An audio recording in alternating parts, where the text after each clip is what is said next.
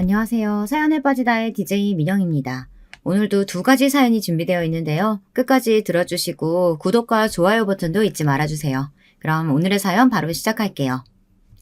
안녕하세요. 저는 작년에 이혼을 하고 5살 된 딸아이를 혼자 키우고 있는 워킹맘입니다. 아이를 혼자 키운다는 것이 어렵고 힘들기도 하지만 주변의 좋은 분들의 도움으로 어떻게든 헤쳐나가고 있죠. 사실 이혼 초반에는 정말이지 세상 모든 것이 싫어 마음도 입도 꼭꼭 걸어 닫고 살았어요. 요즘 이혼이 무슨 흠이 되는 세상도 아닌데 뭐 그렇게 유난이냐고 하시는 분들도 있으시겠죠. 실제로 그런 말을 듣기도 했습니다. 하지만 저는 너무나도 충격을 받아 쉽게 떨쳐내기 힘들었답니다. 한동안 정신과 진료를 받을 정도로 말이죠. 선인이 소개팅이니 질색하던 저는 가장 친한 친구의 작전에 홀라당 넘어가서 전 남편과 선을 보게 되었습니다. 전 남편은 사립고등학교 서무과에서 일하는 사람으로 첫인상은 딱히 기억에 남는 것이 없었어요. 그런데 전 남편도 저와 다를 게 없더군요. 우리는 서로 마음에 들지 않았던 것으로 합의를 보고 깔끔하게 헤어질 작정이었어요. 그런데 식사를 하며 서로 취미나 관심사 등 비슷한 점이 많다는 것을 알게 되었죠. 헤어질 때쯤 저희는 도자기 전시회에 가기로 약속까지 했었답니다. 그렇게 2번, 3번 데이트를 이어가며 전 남편이 갑자기 저와는 좋은 친구로 파트너로 살 수 있을 것 같다고 하더군요. 프로포즈였죠. 저 역시도 이 남자와는 결혼 생활이 심심하지는 않겠다 싶어 허락했답니다. 무슨 이런 결혼이 다 있냐고 하시겠죠. 지금 생각하면 한심한 선택이었다고 생각해요. 하지만 그때는 그 이유만으로도 충분하다고 생각했답니다. 전 남편에게는 위로 결혼한 지 1년도 되지 않는 누나와 아래로 나이 차이가 많이 나는 남동생이 있었는데요. 시누이가 참 유별나더군요. 예물은 물론 웨딩드레스를 고르는 날마저도 시누이까지 와선 저보다 또 몇 배나 더 꼼꼼하게 챙겨주었답니다. 어찌나 적극적인지 한 번은 예물을 보러 갔다가 창피를 당한 적도 있었어요. 올케는 뭔가 포인트가 있는 것으로 하는 쪽이 좋을 것 같아. 이목구 비고 화려한 편은 아니니까. 형님, 이거 심플하니 괜찮지 않아요? 올케, 어떻게 골라도 이런 것만 골라? 결혼할 때 하는 반지인데 이런 건 평소에도 살 수 있잖아. 저는 심플한 것으로 평소에도 하고 다니기 쉬운 것으로 하고 싶었는데 시누이는 무슨 소리냐며 온갖 보석을 다 보여달라고 하더니 이것저것 저에게 권하더라고요. 그 모습을 보고 있는 전 남편은 웃기만 하고요. 제가 조용히 평소에도 할 수 있는 것으로 고르자고 말했더니 전 남편은 누나가 골라준 것으로 하자고 했죠. 어이가 없었지만 두 사람의 우애가 그만큼 좋은가 보다 했어요. 그런데 어느 순간부터 시누이가 제게 보여주는 것보단 자기가 직접 해보는 것이 점점 많아지더라고요. 아니, 저희 부부의 예물을 하러 온 자리에서 저게 무슨 짓인가 싶었죠. 그때였어요. 저희를 담당하던 점원이 잠깐 자리를 비운 사이 다른 점원이 시누이에게 영업용 미소를 지으며 말하더군요. 신부님 손이 예쁘셔서 뭐든 잘 어울리시지만요. 특별히 지금 하고 계시는 건 딱 주인을 찾은 것 같아요. 네? 지금 무슨 말씀을? 저는 이미 결혼했고 신부는 여기 이쪽이거든요. 어머, 죄송합니다. 계속 반지를 껴보시길래 신부님인 줄 알고 정말 죄송합니다. 점원은 새빨갛게 변한 얼굴로 연신 죄송하다고 사과를 했어요. 하지만 시누이는 그런 점원보다 더 얼굴을 붉히며 다른 곳으로 가자고 제 팔을 당기더군요. 못된 신부를 가졌다고 하셔도 할 말은 없지만 저는 내심 고소했어요. 그래서 이때다 싶어서 시누이에게 대충 다 골랐다고 하면서 제가 점 찍어둔 곳으로 재빠르게 주문을 했죠. 시누이는 씩씩거리는 분을 참지 못하고 먼저 밖으로 나가더군요. 전 남편은 제 눈치를 잠시 보는가 싶더니만 실그머니 따라 나갔고요. 당시 저는 제가 달래주는 것보단 낫겠지 싶어 전 남편의 행동을 모르는 척 했어요. 주문을 하고 나가니 시누이는 잔뜩 골인한 얼굴로 전 남편에게 뭐라고 퍼붓고 있었어요. 전 남편은 고개를 끄덕이며 다정스럽게 시누이의 등을 토닥이고 있었습니다. 얼핏 보면 연인 사이처럼 다정한 모습에 이렇게 남매가 애틋하기 힘들 텐데 정말 특이하다 하는 생각을 했죠. 저도 남동생이 있는데 저희랑은 달라도 너무 달랐거든요. 제가 냉큼 다가가자 시누이는 냉큼 제 팔에 팔짱을 끼고는 한마디 했습니다. 올케, 다른 곳 가자니까 결국 여기서 한 거야? 다 선택한 거나 다름없는데요. 뭘 시간 낭비하겠어요. 현님 덕분에 좋은 것들 많이 봤네요. 아니, 나는 올케가 귀찮아하는 것 같아서 좀 도와주고 있었을 뿐인데, 정말 미친 거 아니야? 정말 어이가 없네. 올케는 속도 좋다. 어떻게 저렇게 말하는 곳에서 예물을 해? 말실수야 누구나 할 수 있고 점원이 사과도 했는데 그냥 넘어가면 되죠. 신혜인은 자신이 상처받은 것이 보이지 않느냐고 물었지만 저는 좋은 날 너그럽게 넘어가자고 말했어요. 신혜인은 제가 자신의 편을 들지 않았다는 것이 짜증이라도 난 모양인지 전 남편에게 뭐라고 더 하소연을 했어요. 하지만 전 남편도 제가 이미 성금을 지불했다는 말에 난처하다는 얼굴을 하더니 신우이를 달래더군요. 정말이지 지금 생각하면 그 꼴값을 떨고 있었는데 바보같이 눈치도 못 챘다는 것이 너무나 후회스럽네요. 신우이의 만행의 절정은 신혼여행이었어요. 신혼여행제를 어디로 할 것인지 대해 전 남편과 의논을 하는데 신우이가 북유럽을 적극적으로 권하더라고요. 흔히들 가는 바다보다는 북유럽을 돌아보는 것이 좀 더 기억에 남지 않겠느냐고요. 저도 나쁜 생각은 아니라고 생각했어요. 하지만 제가 하나 놓치고 있었던 것이 있었죠. 당시 신우이는 결혼 생활을 하기는 했지만 시아주머님께서 해외 발령으로 나가 혼자 지내고 있었거든요. 그런데 신우이가 저희를 따라 시아주버니를 만나러 간다고 하는 것이 아니겠어요? 형님도 함께 가신다고요? 신혼여행을요? 함께 간다는 게 아니라 나도 남편 보러 가는 거지. 올케도 알다시피 우리 그이가 노르웨이에 있잖아. 도중에 노르웨이로 빠질 거야. 그럼 노르웨이까지 같이 가신다고요? 아니, 경유지까지는 그렇다고 해도 노르웨이로 바로 가시는 게 아니란 말씀이세요? 일이 좀 그렇게 됐어. 그렇다고 누나 혼자 노르웨이까지 가라고 할 순 없잖아. 무슨 일이 생길 줄 알고. 올케, 나 살짝 섭섭하네. 내가 두 사람 여행 방해하려고 하는 것도 아니고 그냥 나는 내 남편 보러 가는 길인데. 뭐야 그 반응은? 형님, 그래도 저희 신혼여행인데 같이 계속 가신다고 하는 건 경우가 좀 아니지 않나요? 저는 너무 어이가 없어서 공항에서 전 남편에게 이런 일이 있었으면 미리 이야기를 해야 하는 것 아니냐고 했어요. 그런데 저는 신우이보다 전 남편의 반응이 더 화가 치밀어 올랐답니다. 전 남편은 제가 당연히 이해해 줄 거라고 생각했다는 거예요. 저는 어떻게 이런 상황을 받아들여야 하느냐고 물었지만 전 남편은 당황스럽다는 얼굴로 저더러 한 번만 이해 좀 해달라고 하더군요. 진짜 저는 그 자리에서 집으로 돌아오고 싶었습니다. 신혼여행이고 뭐고 어떻게 갈 수가 있었겠어요. 그 순간이었어요. 의외의 인물이 공항에 나타난 거 아니겠어요? 바로 시동생이었죠. 당시 고등학생이었던 시동생이 헐레벌떡 공항으로 들어오더니 신우이를 보자마자 왜 여기 있느냐고 화를 내기 시작했죠. 누나는 왜 전화를 안 받아? 매형이 몇 번이나 전화했는지 알아?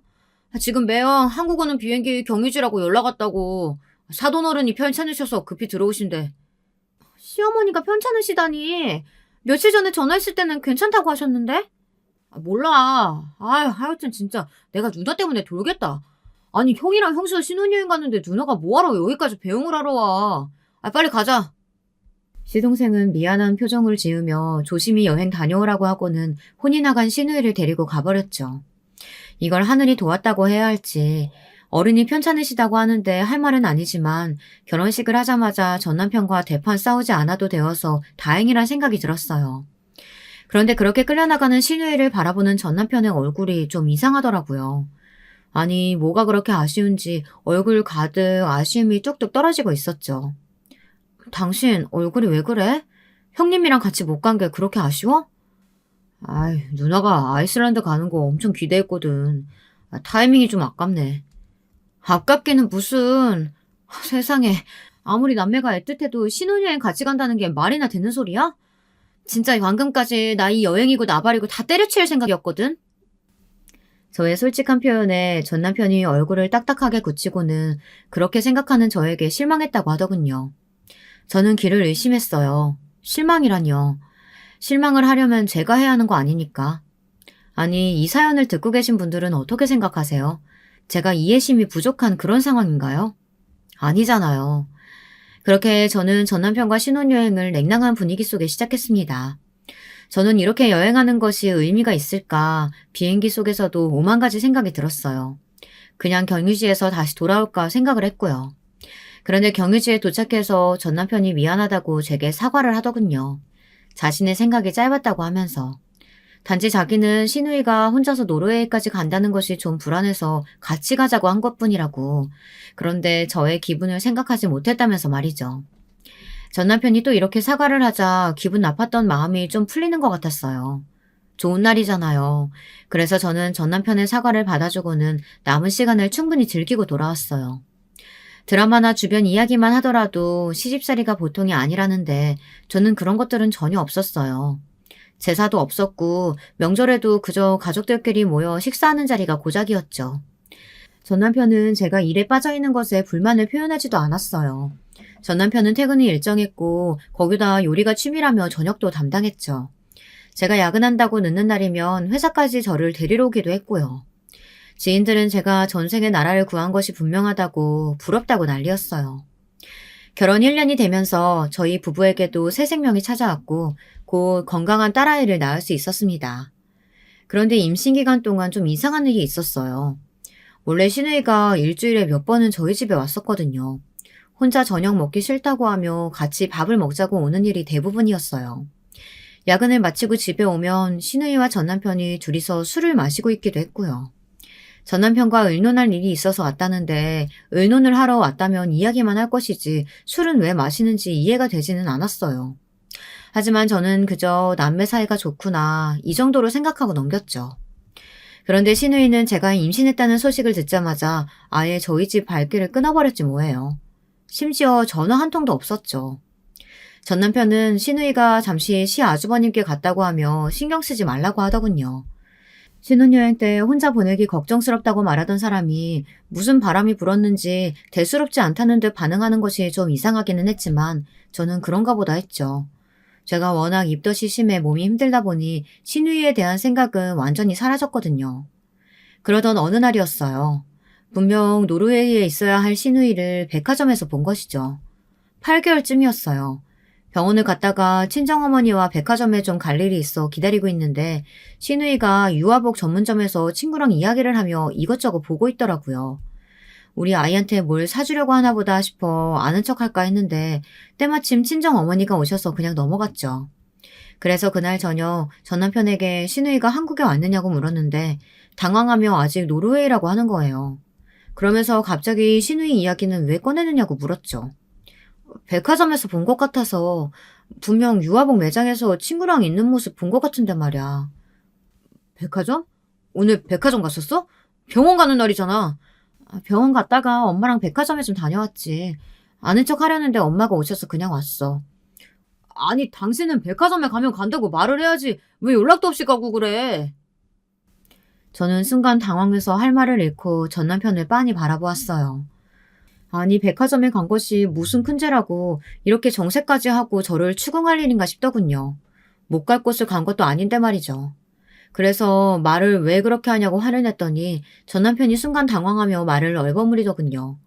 아무리 장모님이 오셨어도 혼자서 그 많은 사람들이 있는 곳에 갔다고 하니까 걱정돼서 그러지. 나한테 말했으면 같이 갔을 텐데 싶어서 몸도 무거운 사람이. 당신 내가 걱정돼서 하는 말은 맞아? 아니 그냥 시누이 봤다고 했을 뿐인데 그렇게 짜증날 일이냐고. 누나 한국에 없다는데 왜 자꾸 봤다고 그래? 왜 소리를 지르는데? 시누이 이야기를 꺼내자 전 남편이 버럭하고 소리를 지르더군요. 저 역시 더 이상 참지 못하고 같이 소리를 질렀습니다.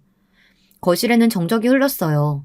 저는 화를 가라앉히기 위해 주먹을 불끈 쥐었고 전 남편은 제가 소리를 질렀다는 것에 충격을 받은 얼굴이었어요.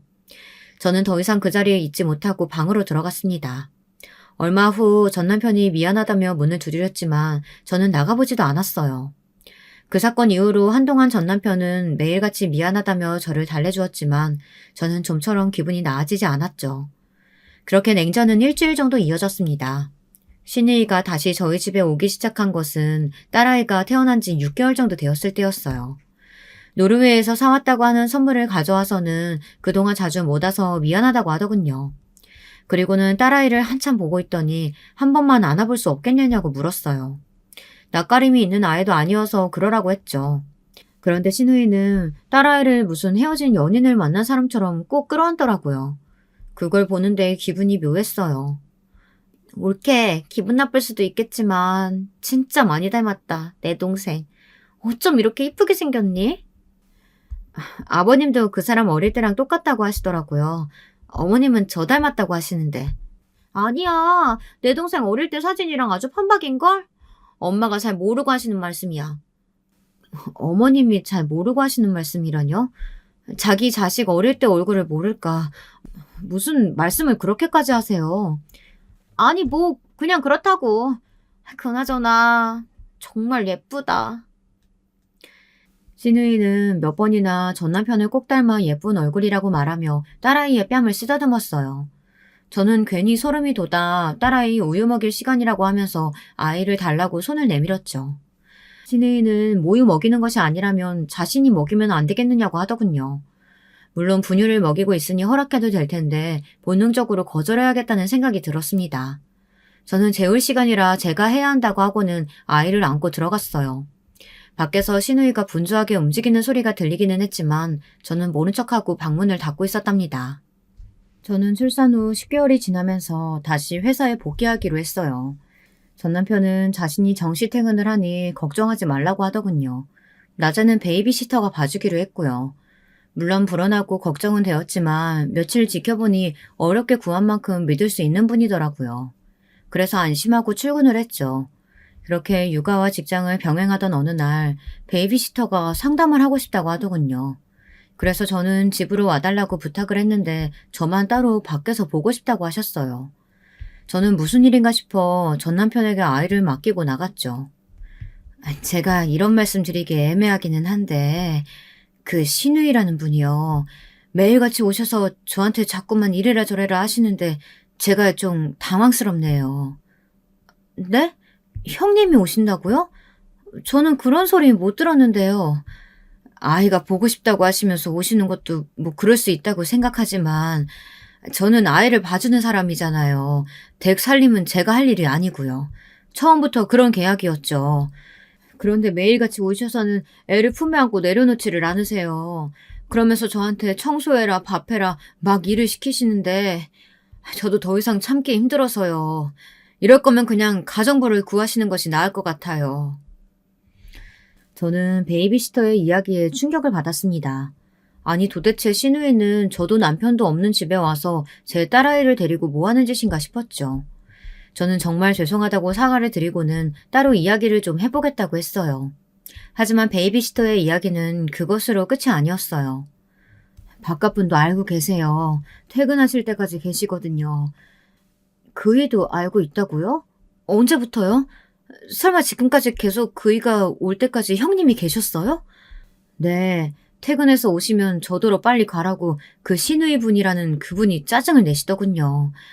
저도 정말 이런 상황은 처음이라 말씀을 드려야 할 것 같아서요. 저는 앞으로 이런 일은 생기지 않도록 하겠다는 말과 함께 괜찮으시다면 베이비캠을 좀 달아도 되겠냐고 물었죠. 베이비시터는 그것도 이상하다고 하면서 왜 처음부터 달지 않았느냐고 물었어요.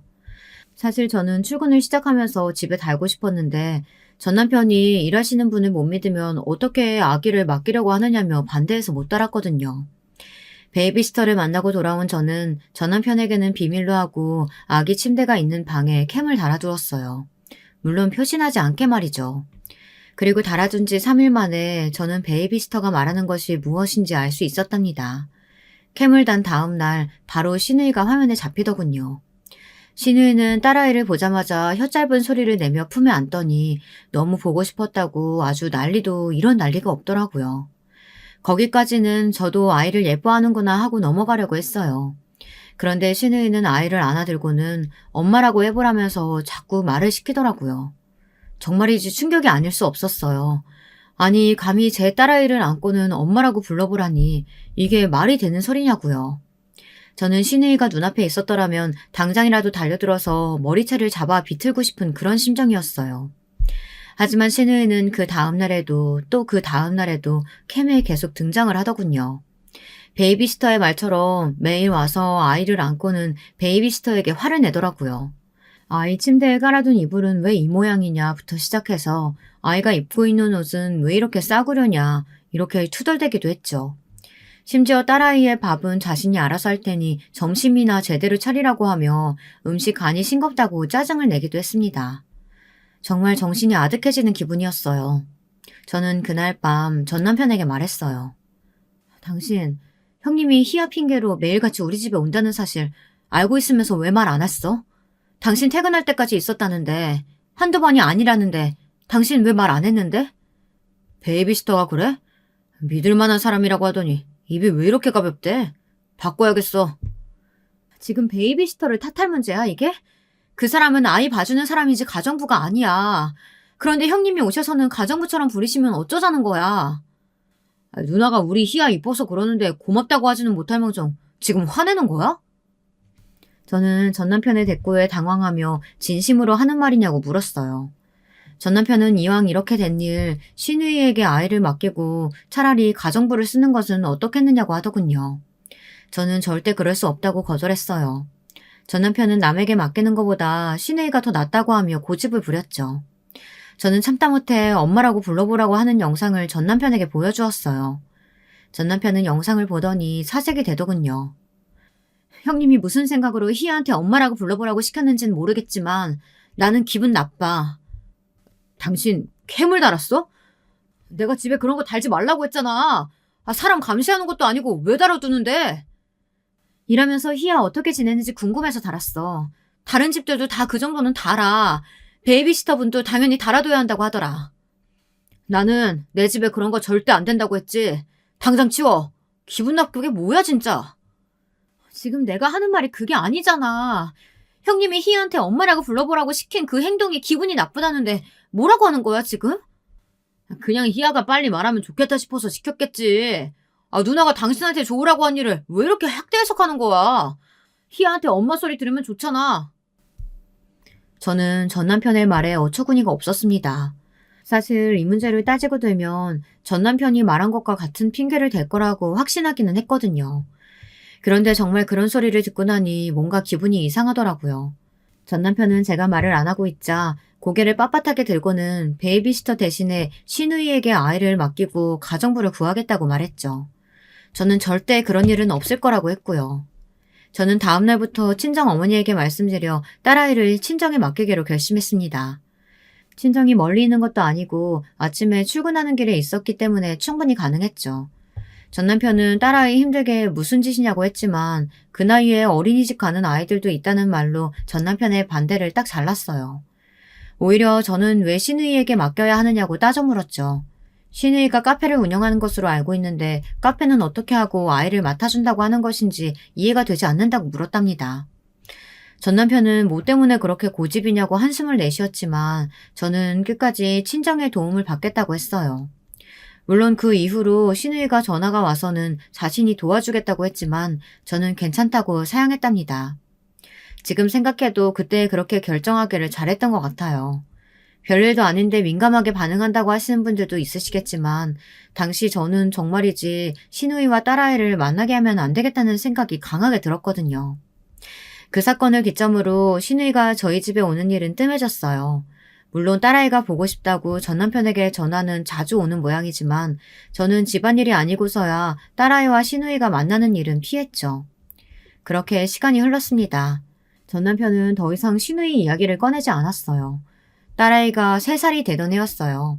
갑자기 전 남편이 어려운 허락이 필요하다고 제게 말을 꺼내더군요. 내가 사춘기로 한참 방황할 때 잡아주신 형님이 있는데 그 형님이 얼마 전에 사고로 돌아가셨어. 가족여행을 가는 도중이었다는데 형님이랑 형수님은 죽고 두 분의 아이만 남았대. 그래서 말인데 그 아이를 우리가 좀 키우면 안 될까? 형님 부부가 고아라서 친척이고 뭐고 아무것도 없거든. 전 남편이 말하는 형님이 누군지는 저도 알고 있었어요. 몇 번이나 이야기를 했었거든요. 도움을 주셨던 형님이 계시다고 말이에요.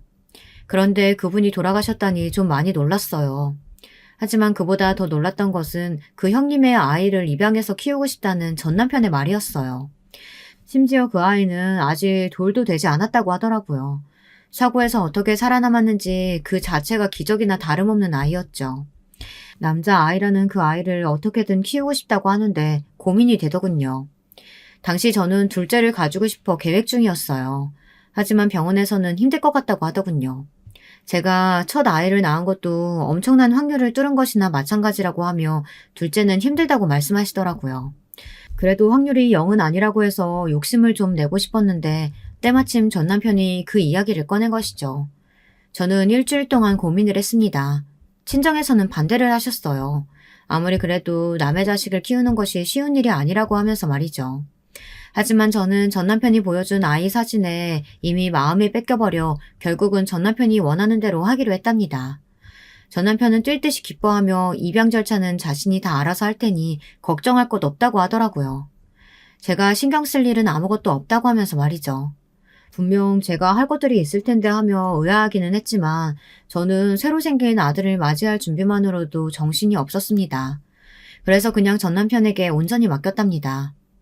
막내가 집에 오면서 시누이는 또다시 저희 집에 드나들기 시작했습니다. 하지만 이번에는 미리 저한테 부탁을 하더라고요. 전 남편이 말하는 형님이라는 사람은 자신에게도 은인이나 다름없는 분이라고 하면서 이렇게라도 돕고 싶다고 했죠. 당연히 저는 거절했어요. 내가 진짜 올케한테 이렇게 부탁할게. 나 사실 다 들었어. 내가 희아한테 엄마라고 해보라고 했던 거 그냥 희아가 말을 하면 얼마나 이쁠까 싶어서 그래서 제일 먼저 하는 말이 엄마면 올케가 좋아할 것이라고 단순하게 생각했었어. 그게 올케 기분을 상하게 할 줄은 몰랐어. 진짜야. 형님이 그렇게 마음 쓰신 것은 고마운데요. 솔직히 그 영상 보는데 좋지는 않았거든요. 그럼 다 알지. 내가 다 잘못했어. 이번에는 내가 진짜 조심할게. 두 번 다시 그런 일 없도록 할 테니까 내가 도와주면 안 될까? 도움을 필요로 하는 사람보다 도와주겠다고 하는 사람이 더 애원하는 무슨 이런 상황이 있나 싶더군요. 개그 프로그램도 아니고 말이죠. 저는 시누이가 너무 간절하게 부탁을 해서 못 이기는 척하고 넘어가기로 했어요. 어차피 딸아이는 어린이집 종일반을 다니고 있었고 저도 딸아이 하원 시간에 맞춰서 퇴근하고 집에서 재택근무를 하는 중이라 잠깐은 괜찮겠다 싶더라고요. 그래서 시누이의 제안을 받아들이기로 했죠. 시누이는 약속했던 것처럼 정말 별다른 말도 없이 막내를 잘 챙겨주었어요. 가끔 딸아이가 아파서 어린이집 조퇴를 하는 날이면 저 대신 두 아이를 꼼꼼하게 챙겨주었죠. 집에 캠을 달아두었는데 캠으로 봐도 별다른 특이점이 없더라고요. 저는 내심 시누이에게 고마운 마음이 들기도 했죠. 제가 배 아파 낳은 자식은 아니지만 막내는 정말 눈에 넣어도 아프지 않을 만큼 예뻤어요. 가족끼리 나가면 다들 남매가 부부를 참 많이 닮았다는 이야기를 하더라고요. 피 한 방울 섞이지 않은 막내가 우리 부부를 닮았다는 이야기에 내심 다행이란 생각도 들었어요. 그 말이 얼마나 무시무시한 소리인 줄도 모르고 좋아하기만 했죠. 해가 바뀌고 저는 바로 막내도 딸아이가 다니는 어린이집에 보내기로 했어요. 물론 시누이가 너무 빠르다고 반대를 했지만 저는 깔끔하게 무시했죠. 그 뒤로도 시누이가 저 몰래 어린이집에 몇 번이나 찾아가서는 막내와 딸아이를 데리고 가려고 했지만 제가 미리 부탁을 드려뒀기 때문에 어림도 없었죠. 전 남편은 시누이가 아이들을 만나는 것이 뭐가 잘못이냐고 했지만 저는 주말에 집에 오시면 되지 않느냐고 말하고는 왜 엄마 아빠도 없는데 갑자기 고모가 나타나서 아이들을 데리고 가느냐고 반문했어요. 당연히 전 남편은 그 어떤 반론도 하지 못했고요. 그렇게 묘한 신경전이 이어지던 어느 날 대형 사고가 터지고 말았죠. 친정 어머니께서 넘어지시면서 허리를 다치셨다는 소리에 저는 아이들을 데리고 친정에 다녀오겠다고 했죠. 전 남편은 힘들게 둘을 어떻게 데리고 가느냐며 막내는 자신이 보겠다고 했어요. 사실 어른으로서 그렇게 나오시면 안 되지만 친정 어머니께서는 막내를 꺼려 하셨거든요. 뭔가 단정 지을 수는 없지만 꺼름직하다는 표현을 쓰셨고요. 그 때문에 저하고도 많이 싸우기도 했답니다. 그런 상황이었기에 저는 남편의 권유대로 딸아이 손만 잡고 친정으로 갔어요. 아빠 혼자서 엄마 간호하기는 힘드실 테니까 3일 정도만 친정에 다녀올게. 무슨 소리야. 장인어른이 어떻게 그 힘든 일을 하셔. 일주일은 있어야지. 병원에서도 일주일은 조심해야 한다고 했다면서. 당신이 곁에서 도와드려야지. 괜찮겠어? 일주일이나 막내랑 둘이서? 나도 퇴근하고 찾아뵐게. 그리고 막내가 워낙 순하잖아. 괜찮아. 전 남편은 걱정하지 말고 친정 어머니 건강만 신경 쓰라고 했어요. 정말 고맙더라고요. 남동생이 해외에 나가 있어서 자식이라는 저밖에 없는 상황이었거든요. 저는 전 남편의 든든한 외조로 마음 놓고 친정에 있을 수 있었죠. 전 남편은 퇴근길에 들러서는 친정 어머니 불편한 점은 없는지 살뜰하게 챙겨주었어요. 덕분인지 친정 어머니께서는 눈에 띄게 좋아지셨답니다. 친정 어머니께서는 전 남편과 막내만 집에 있는 것이 걱정이 된다고 하시면서 저더러 하루라도 빨리 가라고 하셨죠. 친정 아버지께서도 남동생이 귀국 일정을 당기기로 했다고 하면서 가라고 하셨어요. 그래서 저는 원래 약속했던 날짜보다 하루 먼저 딸아이와 집으로 향했어요. 전 남편 퇴근 전에 집안 청소도 좀 하고 막내랑 시간을 보낼 생각이었어요. 그런데 어린이집에서 저는 놀라운 이야기를 들었어요. 딸아이와 저와 있어서 어린이집에 안 갔지만 막내도 계속 안 나왔다고 하더라고요. 저는 당황스러운 마음에 서둘러 집으로 향했죠. 문을 열고 들어가니 고요하더라고요. 현관에 전 남편의 신발이 보였어요. 저는 오늘 전 남편이 결근이라도 한 것인가 싶어 방문을 두드렸지만 아무도 없더라고요. 혹시 산책이라도 갔나 싶어 아이 방을 열었는데 막내가 침대에서 잠들어 있더군요. 저는 혼란스러운 마음에 이게 무슨 상황인가 싶어 전 남편에게 전화를 걸었어요. 하지만 전화기가 꺼져 있다는 말만 들렸죠. 그때였어요. 딸아이가 제 손가락을 잡아당기며 말했어요. 엄마, 저기서 이상한 소리 나요. 소리? 어디에서? 저기. 딸아이는 제 손을 잡고 안방문을 가리켰죠. 저는 불안한 마음에 신발장에 있는 등산 스틱을 꺼내서 손에 단단히 쥐고 안방으로 들어갔어요. 그리고는 딸아이에게 조용히 하라고 하며 장롱을 가리켰죠. 이곳에서 나는 소리가 맞느냐고 물었더니 딸아이가 고개를 끄덕였어요. 저는 우선 딸아이를 밖으로 보내고는 방문을 닫고 조심스럽게 장롱 손잡이를 잡았어요. 처음에는 이상한 소리라고 해서 그냥 기계 소리인가 했는데 장롱 손잡이를 잡는 순간 누군가 있다는 느낌이 확 들었답니다. 저는 심호흡을 하고는 벌컥 문을 열었어요. 그리고는 그대로 그 자리에 굳어있을 수밖에 없었죠. 저는 제 눈앞에 벌어진 상황에 몇 번이고 눈을 비볐지만 헛것이 아니더군요. 좁디 좁은 장롱에는 전 남편과 시누이가 들어있었어요. 둘 다 속옷바람으로 말이죠. 어떤 상황인지 긴 설명이 필요 없더군요. 두 사람의 모습만으로도 알 수 있었죠. 저는 올라오는 구역질을 참고는 떨리는 손으로 핸드폰을 들어 두 사람의 사진을 찍기 시작했어요. 딱히 무언가를 생각하고 행동으로 옮긴 것은 아니었어요. 무조건 이 상황을 사진으로, 영상으로 남겨야겠다는 생각이 들 뿐이었죠. 전 남편은 깜짝 놀라며 저를 막으려 했지만 저는 등산 스틱을 올리며 가까이 다가오지 말라고 소리를 질렀어요. 미쳤어. 당신들 미쳤다고. 아니 어떻게 남매가 더럽고 역겹게 감히 내 집에서. 여보, 그것 좀 내려놓고 얘기하자. 위험하게 그건 왜? 닥쳐! 짐승이랑 내가 무슨 말을 해. 이 상황에서 무슨 말이 필요한데? 아니, 당신이 생각하는 거랑은 달라. 내가 설명할게. 무슨 설명을 할 건데? 어떤 상황이면 남매가 팬티 바람으로 장롱에 들어가 있을 수 있어? 이 대낮에? 그것도 내가 없는 집에서? 저는 전 남편이 보는 앞에서 바로 시댁으로 전화를 걸었고 당장 저희 집으로 오시라고 했죠. 저와 전 남편이 실랑이 하는 사이 속옷만 입고 있던 시누이는 급하게 옷을 챙겨 입더군요. 그런데 시누이가 입고 있는 옷이 눈에 띄었어요. 바로 제 옷이었어요. 저는 너무 화가 나서 바로 시누이에게 달려들었어요. 어디서 내 옷을 입고 있어? 미쳤어? 당장 벗어! 어떻게 정신 좀 차려. 나 좀 말려봐. 시누이는 전 남편을 부르며 저를 말리라고 했지만 전 남편은 제가 소리를 지르며 손에 잡히는 대로 던지자 놀라면서 물러섰죠.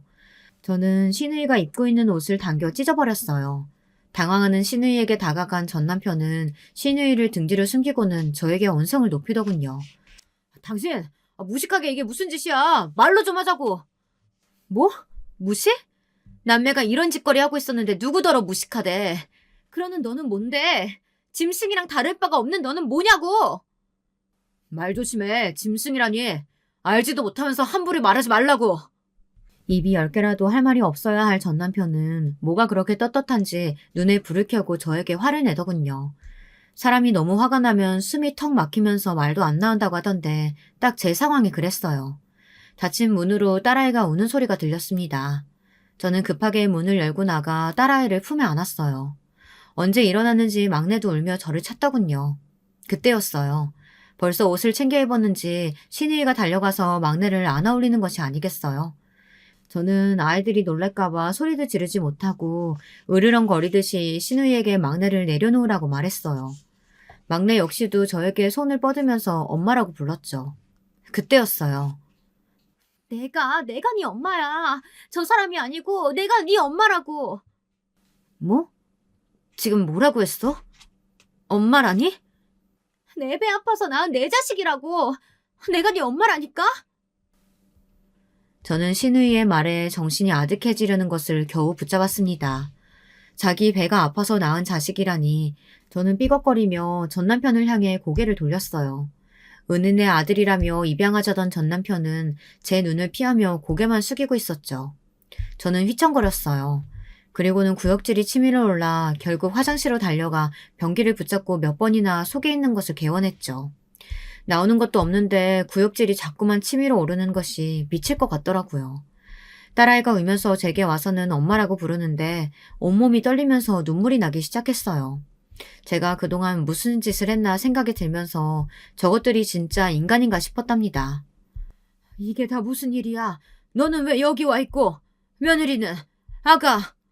무슨 일이기에 이 난리야? 애들은 왜 다 울고 있어? 시부모님의 등장에 딸아이는 울면서 엄마가 아프다고 난리였죠.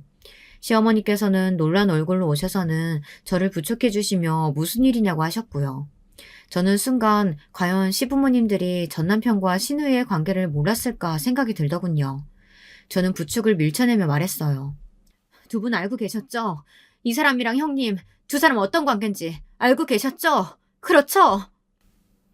저의 확신하찬 말에 시아버지께서는 두 눈을 질끈 감으셨어요. 시어머니께서는 전남편과 신우이를 번갈아 바라보며 이를 꽉 깨무셨고요. 그 모습에 저는 대답이 필요 없다는 생각이 들었죠. 떨리는 손으로 딸아이를 품에 안고는 벌떡 몸을 세웠습니다. 시어머니께서는 설명을 하겠다고 하셨지만 저는 더러운 손들 다 치우라고 하며 현관으로 걸어갔어요. 내가 먼저였어. 우리 사이에 끼어든 사람은 너였다고. 더럽다고? 우리가? 우리가 왜 남매야? 피 한 방울 섞이지 않았는데 우리가 무슨 남매? 뭐라고? 그게 무슨 소리야? 피가 섞이지 않았다니. 우리는 부모님이 재혼하시면서 남매가 된 사이야. 전 남편은 담담하게 신우이와 두 사람의 관계에 대해 말했어요.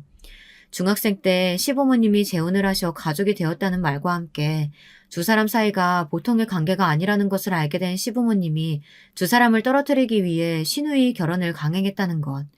그런데 시아 아주버님이 해외로 발령받으며 두 사람이 다시 눈을 피해 만나기 시작했다는 것까지. 제가 결혼하기 이전의 모든 상황에 대해 말했죠. 시부모님은 한숨을 쉬시며 두 분은 막내에 대해서는 정말 모르고 있었다고 미안하다고 하셨습니다. 하지만 저는 도저히 믿을 수가 없었어요. 전 남편과 신우이는 마치 자신들이 슬픈 로맨스의 주인공인 것처럼 말했지만 제 귀에는 막장 드라마에도 나오지 않을 그런 더러운 관계일 뿐이었어요. 저는 더 이상은 이야기하고 싶지 않다고 하며 급하게 자리를 벗어났죠. 친정에는 언제 들어왔는지 한국에 도착한 남동생이 있더군요. 저는 남동생의 얼굴을 보자마자 참았던 울분을 터뜨리며 모든 이야기를 다 했습니다. 친정 식구들은 무슨 이런 미친 경우가 있느냐며 화를 내다가 막내의 이야기에는 당장 찾아가 전 남편이고 신우이고 가만두지 않겠다고 길길이 뛰었어요. 친정 어머니께서는 자신이 뭐라고 했느냐며 막내를 보는데 기분이 좋지 않았다고 하시며 한숨을 내쉬었죠. 친정 아버지는 당장 이혼부터 진행하자고 하시면서 차분하게 말씀하셨어요. 하지만 전화를 하시는 손이 덜덜 떨리고 계셨죠. 친정에서는 하루빨리 이혼을 해 호적부터 정리하자고 하셨어요. 그리고 위자료를 청구하자고 하셨죠. 솔직히 저희가 할 수 있는 것이라고는 그런 것들 뿐이었거든요. 많은 변호사들을 만나봤지만 다들 위자료 청구와 앞으로의 양육비를 두둑하게 받아내는 것을 추천했어요. 하지만 저는 그것만으로는 만족할 수 없었습니다. 제가 어떤 충격을 받았었는데 그날 이후 잠도 제대로 잘 수 없었고 매일을 지옥에서 살아야 하는 기분이었는데 고작 돈으로 해결해야 한다는 것이 마음에 들지 않았습니다. 저는 부모님께 이혼으로 이 문제를 정리할 생각이 없다고 말씀드렸어요. 남동생은 경찰에 신고할 수 있는 것도 아니고 다른 방법이 없지 않느냐고 하며 저를 달래려 했지만 저는 전 남편이고 시누이이고 얼굴 들고 밖으로 다닐 수 없게 만들고 싶었어요. 그래봤자 제가 느낀 절망에 비하면 아무것도 아니겠지만요. 적어도 사회적으로는 매장을 시키고 싶었답니다. 저는 며칠을 고민 끝에 전 남편이 일하고 있는 학교로 찾아갔어요. 이따위 일이나 저지르는 인간을 학교에 둔다는 것이 말이 안 되잖아요. 저는 전 남편이 일하는 서무과 대신 교무실에 들어가 전 남편의 이름을 크게 불렀어요. 선생님들이 놀라시며 전 남편을 불러오더라고요. 전 남편은 제가 찾아올 것이라고는 상상도 못했다는 얼굴로 제게 밖으로 나가자고 했어요. 하지만 제가 학교로 온 이유는 전 남편이 어떤 인간인지 알리고 싶은 마음이었기에 그 손을 뿌리치고 이혼 서류에 도장을 찍으라고 크게 소리쳤어요. 교무실에 있던 선생님들이 무슨 일인가 싶어 하나 둘 관심을 가지는 것이 느껴졌죠. 구경거리가 된 것 같아 기분이 좋지는 않았지만 꾹 눌러 참았습니다. 전 남편은 어쩔 줄 몰라 하는 것이 보였어요. 저는 그 얼굴로 이혼 서류를 던지며 말했죠. 자기 누나랑 바람나서 자식까지 생겼으니 이혼 이유로는 충분하잖아? 안 그래? 창피하게 여기서 왜 이래? 창피? 내가? 네가 한 행동은 어떻고? 나한테 너희 두 사람 사이에서 태어난 아이까지 키우게 했잖아. 그럼 대가를 치러야지. 제 이야기가 계속될수록 주변의 웅성거림은 커졌어요. 학교에 일하는 선생님이고 학생들이고 다들 전 남편을 벌레 보듯이 돌아보는 것이 썩 마음에 들더군요. 전 남편은 주변을 둘러보며 저를 끌어내려고 했지만 저는 어디다 더러운 손을 대느냐며 소리를 질렀어요. 전 남편이 우왕좌왕하는 사이 저는 빨리 서류에 도장이나 찍으라고 말했죠. 전 남편이 허둥거리며 사인을 하는 모습을 흘끗 보고는 떳떳하게 제 발로 걸어 나왔습니다. 물론 그냥 나오지는 않았고요. 나오면서 전 남편에게 한마디 하는 것도 잊지 않았답니다. 학교에 다니면서 얼굴 부끄럽지 않아? 앞으로 네가 어느 학교 가던 내가 따라다니면서 말해줄 거야. 너 같은 인간이 학생들이랑 한 공간에 있어서는 안 되잖아. 안 그래? 전 남편에게 제가 할 수 있는 복수는 여기가 끝이나 다름없었지만 시누이는 달랐어요. 저는 어떻게 해야 하나 고민하다 우선은 시누이의 시댁 어른들을 수소문했어요. 카페를 마련해줬다는 사실로 잘 산다고는 들었지만 시누이는 제가 알고 있는 것 이상으로 번듯한 집안에 시집을 갔더라고요. 사업을 크게 하는 집안이었어요. 시 아주버님은 해외 발령으로 갔다고 들었는데 그 발령이 노르웨이 지사의 담당자였다는 것도 나중에 알았답니다. 갑자기 찾아간 저를 당황스러운 표정으로 맞이하신 시누이의 시부모님들에게 저는 전 남편과 시누이의 관계에 대해 하나도 빠짐없이 고백했답니다. 제 이야기가 이어지면 이어질수록 어른들의 얼굴은 시시각각으로 달라졌어요. 시누이의 시댁에서는 재혼 가정이라는 것은 알고 있었지만 두 사람이 오래전부터 깊은 관계였다는 것은 당연히 모르고 계셨죠. 급기야 두 인간들 사이에서 아들이 있다는 소리에는 아예 얼굴이 새파랗게 변하기도 하셨답니다. 저는 이야기를 하면서 속으로 혹시나 기절이라도 하시면 어떻게 하나 걱정이 되었어요. 그래서 괜히 찾아온 것 같아 후회도 되었지만 다행스럽게도 구급차를 불러야 하는 상황은 생기지 않았죠. 제가 있다는 소리를 들었는지 시누이가 헐레벅떡 들어왔어요. 저를 보자마자 미친 사람처럼 달려들었죠. 저는 그런 시누이를 가뿐하게 피했고 시누이의 시댁 어른들은 사람을 불러 시누이를 끌어내라고 말씀하셨어요. 아버님, 어머님, 제 이야기 좀 들어보세요. 제 이야기 들어보시면 저를 이해하실 거예요. 터진 입이라고 함부로 말하는구나. 무슨 이해가 필요하다는 소리냐? 닥치고 나가거라. 네가 뭔데 우리에 대해 떠들고 다녀? 너 학교도 찾아갔다며? 미쳤어? 미쳤냐고! 누가 누구더러 미쳤다는 거야? 내가 너희들보다 미쳤을까? 짐승 같은 것들이 어디다 대고 소리를 질러? 시누이는 끌려나가면서도 저를 부르며 온갖 저주의 말을 퍼부었어요. 저는 그런 소리들이 하나도 귀에 들어오지 않았죠.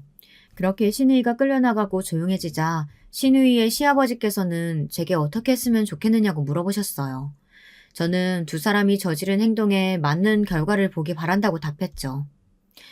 그렇다면 길게 생각할 것도 없어. 나머지는 우리에게 맡겨요.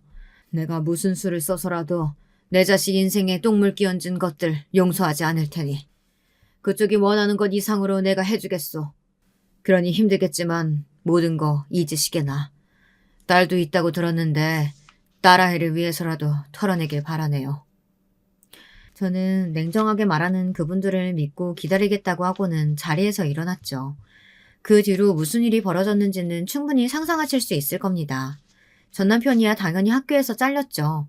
거기다 신우이 시댁에서 손을 썼는지 이미 소문이 파다하게나 그 어떤 학교에서도 일할 수 없을 정도가 되었답니다.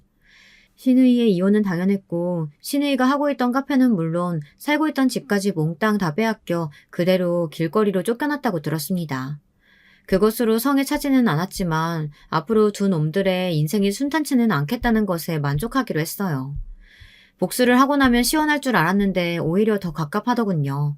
그 긴 시간 동안 속아 넘어갔다는 것이 자꾸만 제 숨을 조였습니다. 하지만 제게는 딸아이가 있었고 저를 걱정하는 가족들이 있었어요. 그러니 그대로 계속 주저앉아 있을 수는 없었죠. 아직도 저는 그날의 꿈을 꿉니다. 제가 지금 바라는 것은 그 인간들이 영원히 절망과 고통 속에서 숨쉬기를, 오직 그것뿐이랍니다. 여러분, 두 번째 사연 시작하기 전에 좋아요와 구독 꼭 눌러주실 거죠? 그럼 두 번째 사연 바로 시작합니다.